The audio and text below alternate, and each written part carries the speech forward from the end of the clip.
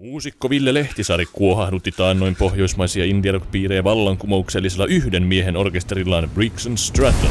Lehtisaari luo 3 ruohonleikkurin moottorilla vangitsevan hypnoottisen äänimaiseman.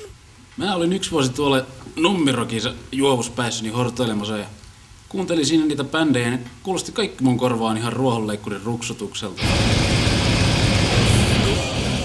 Näin siinä tunnista, että kyllä tommoista kukaan vaan tekisi kun kehtaisi.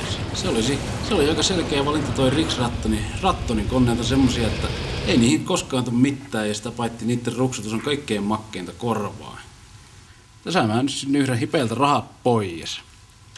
Ja kun saakeli viherpiipertäjäkin valittaa, että musiikki saastuttaa tai jotain ja jotkut heikopitekosten kai saanut sisätilakeikoilla jotain henkitysvaikeuksia. Mä sanon, että paskat, ei se mitään rockia, jos ei sauhu nouse.